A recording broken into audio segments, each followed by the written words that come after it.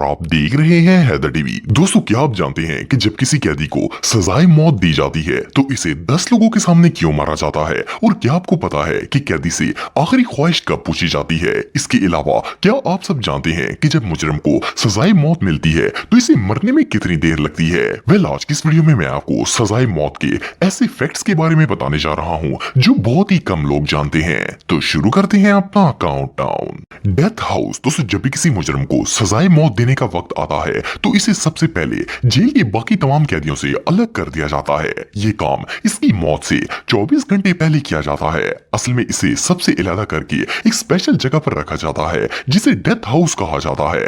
नाम से तो ये एरिया काफी टेरिफाइंग लगता है, लेकिन असल में ये एक जेल सेल होता है जो कि जेल के बाकी सेल्स की निस्बत काफी कंफर्टेबल होता है। इस एरिया में टेलीविजन, बुक्स और कैदी के टाइम पास करने के लिए काफी सारी चीजें मौजूद होती हैं। कैदी अपनी जिंदगी के बाकी तमाम घंटे इसी एरिया के अंदर गुजारता है। स्पेशल सेल के बाहर 2 गार्ड्स मौजूद होते हैं जो कि कैदी की मौत तक वहां पर रहते हैं। असल में इन गार्ड्स को इसलिए रखा जाता है ताकि कैदी ज़हनी टेंशन की वजह से अपने आप को कोई नुकसान ना पहुंचा सके। वेल, इस एरिया में पहुंचने के बाद कैदी दोबारा कभी भी सूरज को नहीं देख पाता और ये अपनी जिंदगी का आखिरी वक्त इसी सेल के अंदर गुजारता है। Last wish. दोस्तों, जब किसी कैदी का आखिरी वक्त आता है तो इससे इसकी आखिरी ख्वाहिश पूछी जाती है। नॉर्मली कैदी के पास डेथ हाउस सेल में एक गार्ड आता है और इससे इसकी लास्ट मील विश पूछता है। इस विश में ये खाने के लिए कुछ भी मंगवा सकता है, इसे वो ला कर दिया जाता है। आमतौर पर कैदी मरने से पहले अपनी पसंदीदा डिशेस ऑर्डर करते हैं और जी भर के खाना खाते हैं,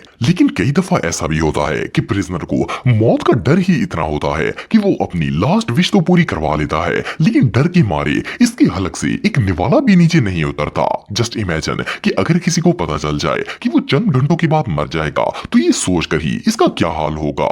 ऐसी सिचुएशन में बंदा खाना तो दूर पानी तक नहीं पी पाता, लेकिन बहरहाल जो भी हो, इसकी लास्ट विश पूरी करने की हत्तल इम्कान कोशिश की जाती है। Last visitors. दोस्तों, जब कैदी को सजाए मौत देने के लिए 24 घंटे रह जाते हैं तो इन 24 घंटों के दौरान कोई भी आकर इस कैदी से मिल सकता है। इसके लास्ट विजिटर्स में इसकी फैमिली, फ्रेंड्स और इवन की मीडिया के लोग भी इससे मिलने के लिए आ सकते हैं। कई दफा तो बड़े बड़े क्रिमिनल्स का सजाए मौत से पहले एक स्पेशल इंटरव्यू भी लिया जाता है। लेकिन इंटरेस्टिंग फैक्ट ये है कि अगर कैदी किसी से मिलने से इनकार कर दे या फिर इंटरव्यू वगैरह ना देना चाहे तो इसे फोर्स नहीं किया जाता, बल्कि इसे अपने सेल में अकेला छोड़ दिया जाता है।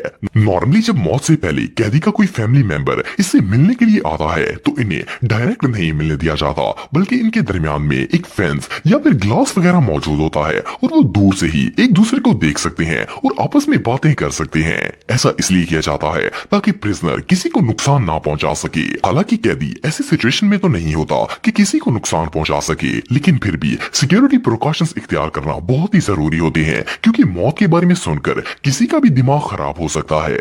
Religious person. दोस्तों, जब कैदी को फांसी देने में कुछ घंटे बाकी रह जाते हैं तो इस जेल का वार्डन एक रिलीजियस पर्सन को इससे मिलवाने के लिए लेकर आता है। इस कैदी का ताल्लुक जिस भी मजहब से हो, इस रिलीजन के फादर, पादरी, पंडित या मौलवी को इसके पास लाया जाता है। ये मौलवी और पादरी इस कैदी को इसके गुनाहों का एहसास दिलाते हैं और इससे अल्लाह से माफी मांगने की हिदायत देते हैं। इसके अलावा वो कैदी से कई मजहबी मामलात में गुफ्तगू भी करते हैं और इसे हौसला देने की कोशिश करते हैं। ये मजहबी स्कॉलर मौत का वक्त आने तक कैदी के साथ ही रहता है और इससे बातें करता रहता है ताकि इसे अपने किए पर पछतावा हो सके। आमतौर पर कैदी इस रिलीजियस पर्सन से अपनी तमाम बातें शेयर करते हैं और अपने दिल का बोझ हल्का करने की कोशिश करते हैं। Final preparation. दोस्तों, जब कैदी को मौत के लिए फाइनली तैयार करने का वक्त आता है तो इसे एक स्पेशल यूनिफॉर्म दिया जाता है ताकि वो इसे पहनकर एग्जीक्यूशन के लिए तैयार हो सके। ये ड्रेस एक स्पेशल किस्म की फैब्रिक से तैयार किया जाता है ताकि मौत के वक्त किसी भी तरह का ब्लड स्पिल ना हो सके। आप बिलीव नहीं करेंगे कि कैदी को इस यूनिफॉर्म के साथ साथ एक ह्यूज डायपर भी दिया जाता है ताकि वो इसे पहन सके। इसी पैम्पर इसलिए दिया जाता है ताकि जब इसे एग्जीक्यूट किया जाए तो मौत के खौफ से अगर इसकी बॉडी से कुछ निकले तो कपड़ों पर गंदगी ना लगे और बाद में इसे साफ करने में भी आसानी हो। हर कैदी के लिए ये डायपर पहनना लाजमी होता है और जब ये यूनिफॉर्म पहनकर बाहर आता है तो इसे बाकायदा चेक भी किया जाता है कि इसने डायपर पहना है कि नहीं पहना। बहरहाल जो भी हो, ये मोमेंट रियली बहुत स्कैरी होता है। एग्जीक्यूशन रूम दोस्तों जब कैदी कपड़े वगैरह चेंज करके अपनी तैयारी मुकम्मल कर लेते हैं और मरने के लिए तैयार हो जाते हैं तो इन्हें एग्जीक्यूशन रूम की तरफ लाया जाता है। लेकिन इससे पहले आखिरी दफा इसे अपना जुर्म कन्फेस करवाया जाता है और इसके बाद इसे एक डॉक्यूमेंट दिया जाता है जिसके ऊपर टर्म्स एंड कंडीशंस लिखी होती हैं। कैदी को इस डॉक्यूमेंट के ऊपर सिग्नेचर करने होते हैं। जब वो साइन कर देता है तो कैदी को बेड़ियों से बांध दिया जाता है और 2 गार्ड्स इसे पकड़कर एग्जीक्यूशन रूम में ले जाते हैं। इस कमरे में इसे 3 तरह से सजाए मौत दी जा सकती है जिसमें लीथल इंजेक्शन, इलेक्ट्रिक चेयर और डेथ बाय हैंगिंग भी शामिल है। जज ने इस कैदी की जो भी सजाए मौत मुकर्रर की होती है इसे इसी तरह से एग्जीक्यूट करने की तैयारी शुरू कर दी जाती है। यूजुअली कैदी को सजाए मौत देने से पहले बेल्ट या फिर रस्सी से बांधा जाता है ताकि वो मौत के खौफ से अपने इर्द गिर्द लोगों को नुकसान न पहुंचा सके। इसे इस तरह बांधा जाता है कि इसकी सिर्फ आंखें और सर ही हरकत कर सकते हैं जबकि बाकी बॉडी अपनी जगह से जरा सी भी नहीं हिल सकती। इस तरह सजाए मौत पाने के लिए मुकम्मल तौर पर तैयार हो जाता है।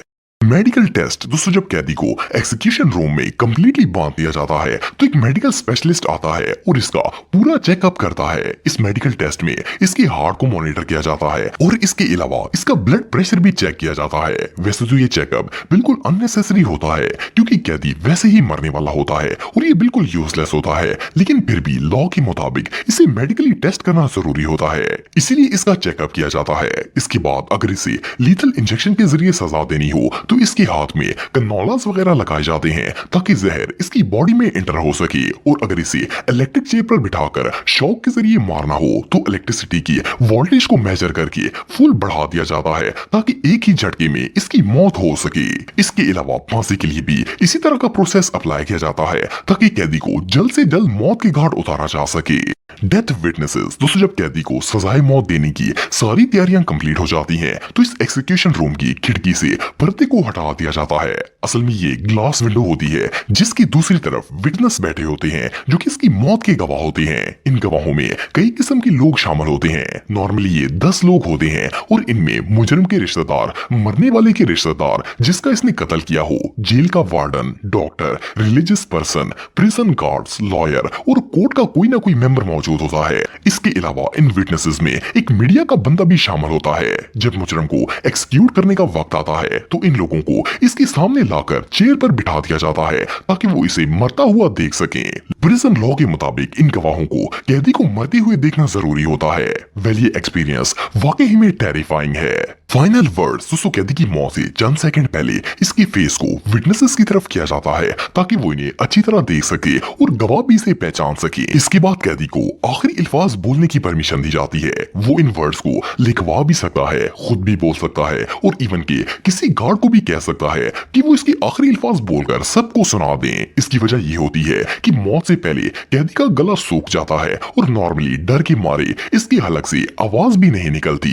आपको जानकर हैरानगी होगी कि कैदी मरते वक्त जो भी आखिरी अल्फाज बोलता है इन्हें ना सिर्फ रिकॉर्ड किया जाता है बल्कि इन्हें पब्लिकली रिलीज भी किया जाता है ताकि लोगों को पता चल सके कि मरने वाले के आखिरी अल्फाज क्या थे। डेथ टाइम दोस्तों डेथ टाइम वो वक्त होता है जब कैदी फाइनली सजाए मौत के लिए बिल्कुल रेडी हो जाता है। नॉर्मली इस काम के लिए 2 जल्लाद मौजूद होते हैं जो कि कैदी को मौत के घाट उतारते हैं। ये लोग आखिरी सांस तक बिल्कुल एक्टिव रहते हैं ताकि कैदी को एक्सक्यूट करने के दौरान कोई भी प्रॉब्लम ना हो सके। ये जल्लाद इस पूरे एक्सिक्यूशन प्रोसेस के पूरी तरह जिम्मेदार होते हैं। आपको जानकर हैरानगी होगी इन जल्लादों की फर्स्ट प्रायोरिटी ये होती है कि कैदी को जल्द से जल्द मौत के घाट उतार दिया जाए ताकि इसकी बॉडी में किसी तरह की कोई कॉम्प्लिकेशन ना क्रिएट हो। अगर लीथल इंजेक्शन की बात की जाए तो इस प्रोसेस में कैदी को मरने में 11 मिनट का वक्त लगता है जबकि इलेक्ट्रिक चेयर के जरिए जब इसे मौत दी जाती है तो वो 8 मिनटों के अंदर अंदर ही मौत का शिकार हो जाता है। और इसके अलावा अगर इसे फांसी देकर मारना हो तो इसमें सिर्फ 4 मिनट का वक्त लगता है और कैदी मर जाता है। फाइनली जब वो मर जाता है तो डॉक्टर इसे एग्जाम करता है ताकि कंफर्म किया जा सके कि इसकी बायोलॉजिकल डेथ हो चुकी है। बहरहाल जो भी हो हर कैदी को सजाए मौत तो इसे अपने जुर्म की वजह से ही मिलती है, लेकिन ये प्रोसेस इतना टेरिफाइंग होता है कि अगर कोई इसे सुन ले तो वो जुर्म करने की हिम्मत ही नहीं करेगा।